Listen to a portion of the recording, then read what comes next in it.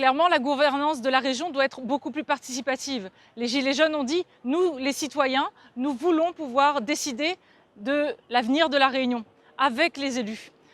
Nous proposons de mettre en place une participation citoyenne active, comme nous l'avons fait d'ailleurs sur la commune de la Possession, où les citoyens sont consultés par des sondages, sont consultés lors de réunions publiques, ou même nous avons des comités, depuis les enfants jusqu'aux seniors, qui s'expriment sur les sujets qui les concernent. La même chose doit être mise en place au niveau de la région. Ensuite, nous devons écouter aussi les experts que sont les chefs d'entreprise, les associatifs du monde du sport, de la culture, de l'insertion, parce qu'eux aussi détiennent la clé de l'avenir de la Réunion et des solutions pour sortir de la crise Covid sans qu'aucun Réunionnais ne se retrouve en difficulté. Il faut mettre en place 2 actions phares. Premièrement, le meilleur déplacement est celui qu'on ne fait pas. Repenser l'aménagement de nos villes pour qu'à moins de 10 minutes à pied, on puisse trouver commerce, école, aire de respiration, aire de jeu, espace vert, travail.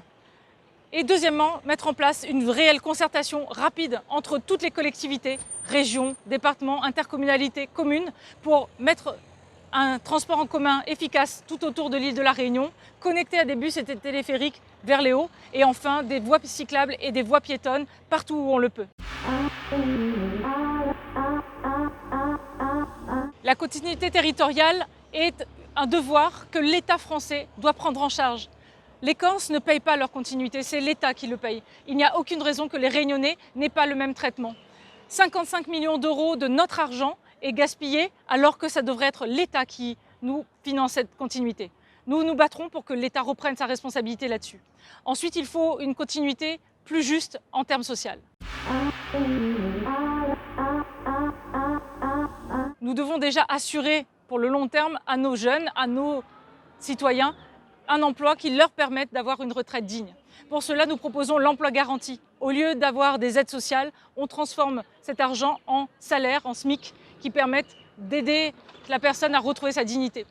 Pour ce qui est des seniors, nous devons travailler en partenariat entre la région et le département qui a la question des seniors et du social en charge pour une réelle collaboration et aller défendre la position de la Réunion au niveau national et vraiment faire reconnaître la situation de nos seniors. Premièrement, ouvrir les lycées le soir et le week-end pour aider à lutter contre le décrochage scolaire et l'illettrisme. Deuxièmement, leur permettre d'avoir une formation qui soit vraiment adaptée aux métiers d'avenir. Le tourisme vert, l'économie numérique, l'économie circulaire, les énergies renouvelables, l'aide à la personne et notamment à nos seniors de plus en plus nombreux.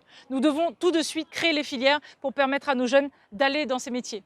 Ensuite, nous devons réformer le POP et la formation professionnelle pour que le POP soit élargi à un chèque éducation qui pourra servir à acheter d'autres matériels scolaires et que la formation professionnelle soit remise à plat, notamment par de la transparence et de l'équité de traitement au niveau budgétaire. Ne jamais avoir affaire à la justice pour ne pas rompre la confiance avec les Réunionnais et ne jamais courber les chines devant les pressions des lobbies parce que l'intérêt général passe toujours avant tout.